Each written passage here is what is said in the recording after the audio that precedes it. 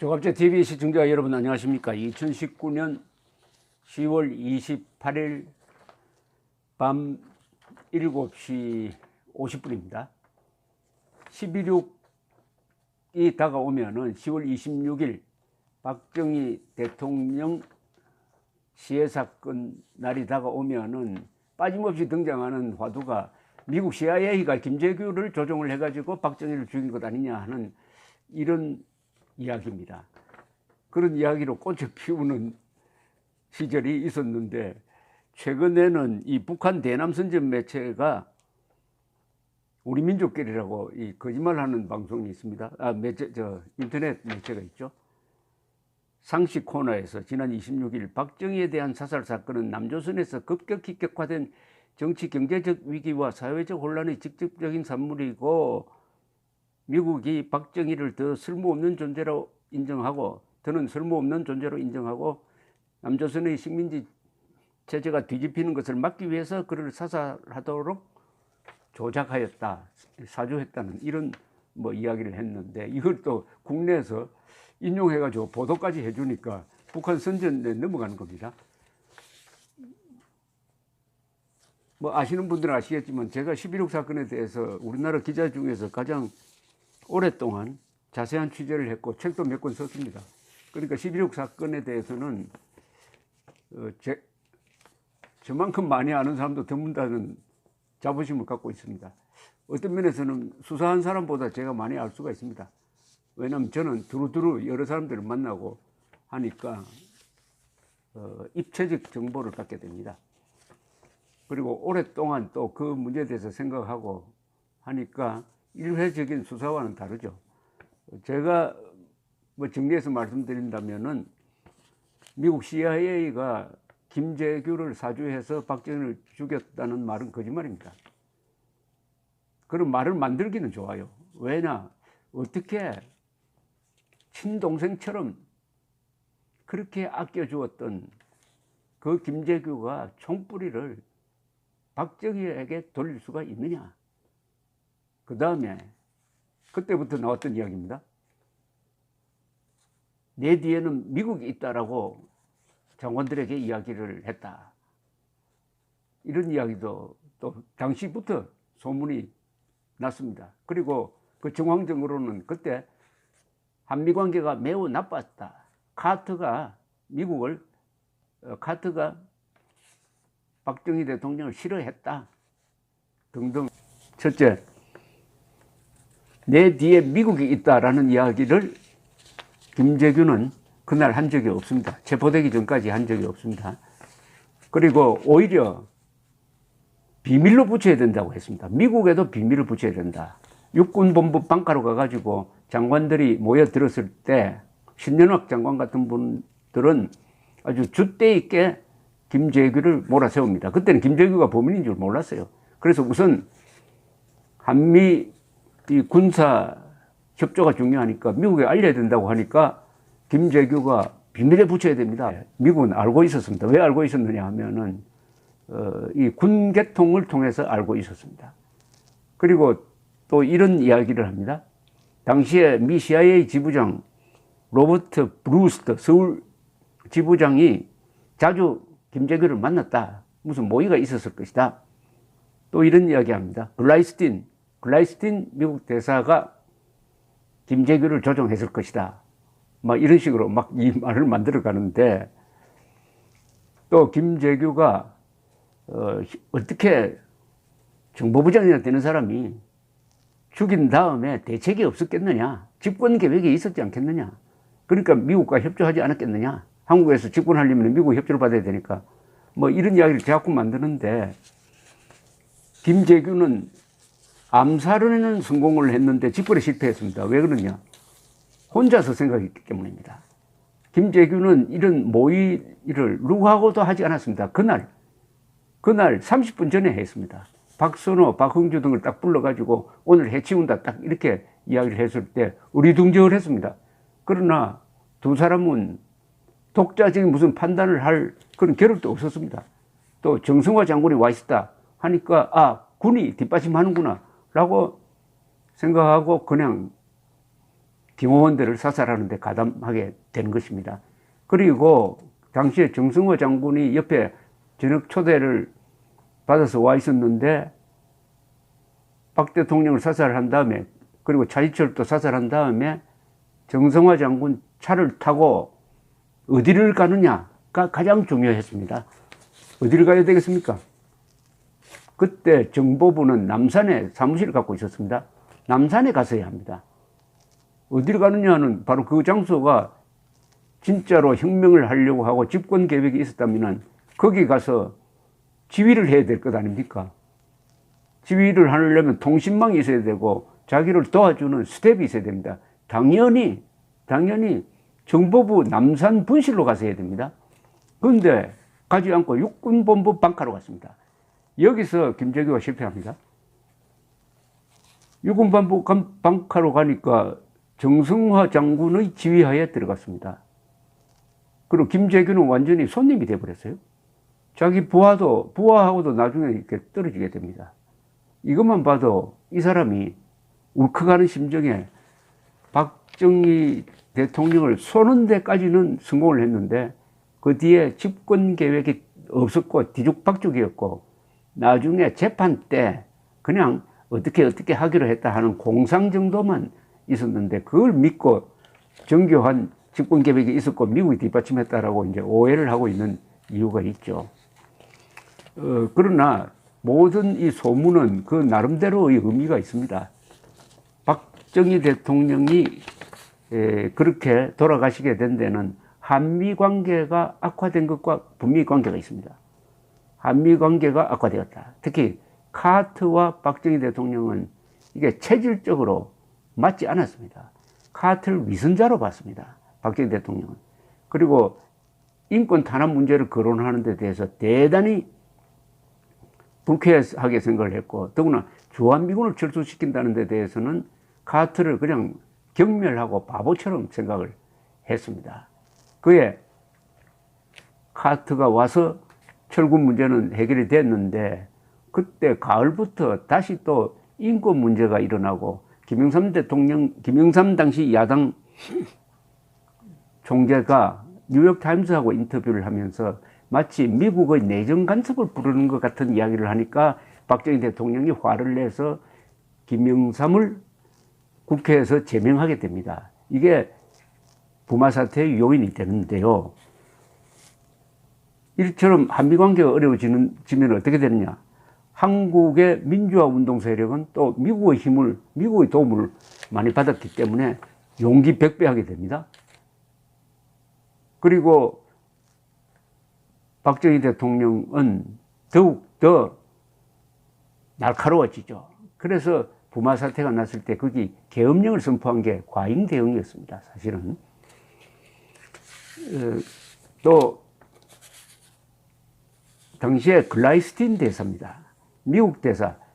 이런 무슨 공작을 하려면 미국 대사와 CIA 지부장이 매우 중요한 역할을 합니다. 당시 유엔군 사령관, 주한미군 사령관은 위컴 대장이었습니다. 제가 이 글라이스틴 대사를 한 10여 년 전에 만나서 여러 가지 풍설에 대해서 물어본 적도 있습니다. 이 글라이스틴 대사는 핵 문제와 관련해가지고 미국이 박정희 대통령을 죽였다 하는 그런 이야기에 대해서 아주 웃으면서 이야기했습니다. 79년 무렵에 이미 한국이 핵무장을 포기한 것은 확실했다. 재처리 시설을 갖지 못하는데 어떻게 핵폭탄을 만들까? 김재규가 항소 EU 보충서에서 이런 이야기를 쓴 적은 있습니다. 자주국방이 이상일지는 몰라도 현실적으로 잠꼬대에 지나지 않는다. 서독 같은 나라도 집단 안보를 강조하고 있는데 우리나라가 자주국방을 내세우고 있다는 것은 발상 자체가 우스운 것이다. 이것은 박정희 대통령을 비판한 겁니다. 박정희 대통령이 혼신의 힘을 다해서 자주국방력을 강화하려고 하는데 정보부장은 그것을 아주 삐딱하게 보고 있었다는 이야기인데 이런 점에서는 박정희 대통령이 좀 외로웠습니다. 외로웠고 이 김재규가 시해를 결심하는 여러 고려사항 중에 하나가 가장 중요한 것은 이건 감정적인 겁니다. 김재규가 차지철로부터 모욕을 당하는데 박정희가 차지철 편을 들고 자기 편을 들지 않는다. 이 대위 출신한테 중장 출신이 이렇게 당해도 되느냐 하는 아주 심정이 울컥하면서 터져나온 것이 11.6 사건인데, 김재규가 박정희 대통령을 시해하려고 하는데 있어서 압도적 이유는 그런 감정적인 것이고, 그 다음에 민주화 운동에 대해서 약간의 호의를 가지고 있었습니다. 김재규는 또 한미 간의 갈등에서 너무 한국 대통령, 박 대통령이 무리를 한다 하는 정도의 생각을 갖고 있었어요. 그게 바로 항소 EU 보충서에서 나오는 자주국방을 슬쩍 비판하는 내용으로 보입니다. 그런데 이 글라이스틴 대사와 김재규 정보부장이 만나서 나눈 대화는 그 뒤에 문서가 공개된 게 있습니다. 그걸 제가 소개를 해드리겠습니다. 자주 만난 건 사실이에요.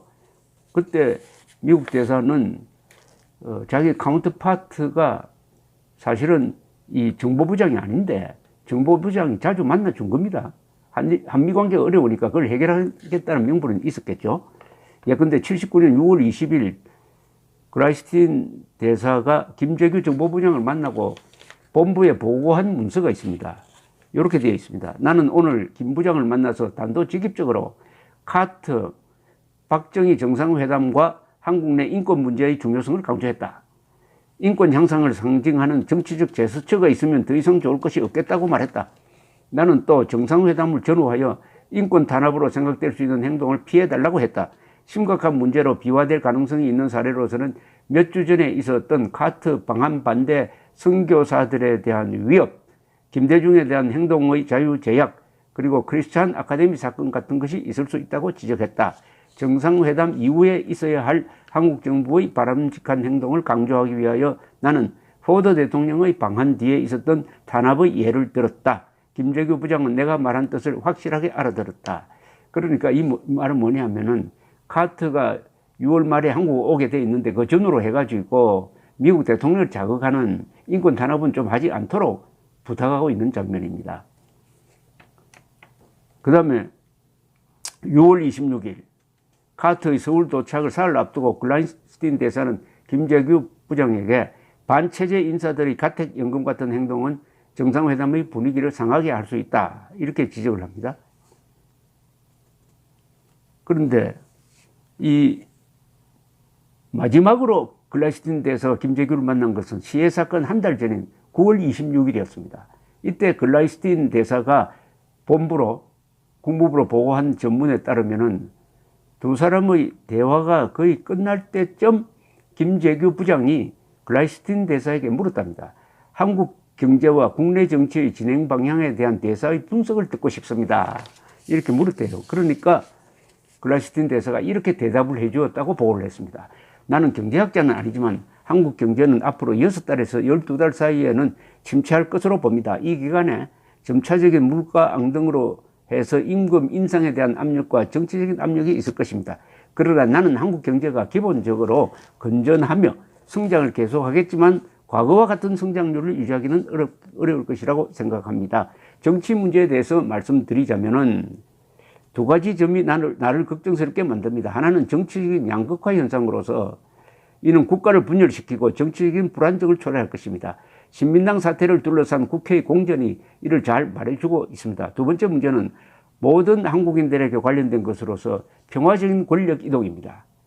현재의 헌법과 정치 조직으로서는 평화적 권력 이동을 다루기가 불가능할 것입니다. 나는 한국의 상황을 이란과 비교하는 것에는 동의하지 않습니다. 한국은 이란보다도 내부적으로는 훨씬 강력하며 공통된 가치관과 이해관계를 갖고 있는 사회이기 때문입니다. 그래서 저는 한국의 장래에 대해서 낙관하고 있습니다. 아주 예민한 문제를 글라이스틴 대사가 이야기를 했습니다. 그러니까 박정희 대통령의 경직된 이 권력 체계가 위험하다. 평화적인 정권교체는 어려울 것이다 라고 이야기를 했다고 합니다. 여기에 대해서 김재규는 귀하의 판단은 매우 정확하다 하면서 이렇게 글라이스틴 대사에게 이야기했다는 겁니다. 권력 이동기나 전쟁과 같은 국내 위기 상황에서 한국 사람들의 가치관은 변함없이 지속될 것입니다. 한국의 발전과 안보를 위해서 가장 중요한 것은 정치 안정이며 이는 정부가 확보해야 할 사안입니다. 라고 이야기를 했습니다. 그러다가 11.6 사건이 났습니다. 79년 11월 19일 글라이스린드에서는 국무부에 흥미로운 해명성 전문을 하나 보냅니다. 제가 읽어드리겠어요. 박 대통령의 죽음에 미국이 관련되어 있다는 의심이 한국에서 끈질기게 나돌고 있다. 일본과 미국 언론은 미국이 박정희 정부를 비판하는 것은 쿠데타 음모자들에게 모종의 신호를 보내기 위한 것이었다고 쓰고 있다. 비판한 것은 김재규도 앞으로 재판에서 나와 나의 전임자들이 자신에게 박 대통령을 공격을 하고 부추겼다는 주장을 하고 나올 가능성이 있다. 우리는 그런 일을 하지 않았다. 나는 한국 내의 어떤 사람들이나 조직들에게 박정희 정권이 1년 이상 유지될지 의심스럽다는 말을 하고 다녔다는 비난을 듣고 있다. 나는 그런 대화를 한 적이 없다. 그러나 우리가 박 대통령의 행동을 공개적으로 비판한 것 때문에 한국인들이 우리의 비판을 오해하여 박정희의 최후가 다가오고 있다든지 그가 사라지는 것에 대하여 미국이 좋아하지 않을 이유가 없다든지 하는 식으로 생각했을 가능성이 있다. 자, 당시에 미국의 입장, 특히 이 미국 CIA가 당시에 미국에서 아주 곤혹스럽게 되고 있었습니다. 그래서 옛날처럼 미국 CIA가 외국 정세에 개입을 해가지고 쿠데타를 일으킨다든지 요인을 암살하는 것이 불가능할 정도의 분위기가 형성되었기 때문에 미국 CIA가 박정희 대통령을 제거한다는 것과 같은 모험을 할 수 없을 수준이었고, 당시에 무엇보다도 그러려면 한국의 군부 안에 친미파가 있어야 되는데 친미파가 없었어요. 오로지 박정희 대통령 충성파만 있었습니다. 그게 바로 전두환 당시 국군 보안사령관이 이끄는 정규 육사 출신이었습니다. 그러니까 암살 기도도 불가능하고 쿠데타를 하더라도 친미 정권이 들어서는 것은 불가능한 그런 구조여서 뭐 CIA가 공작을 했다 하는 것은 다 거짓말인데, 다만 한미 관계가 어려웠다.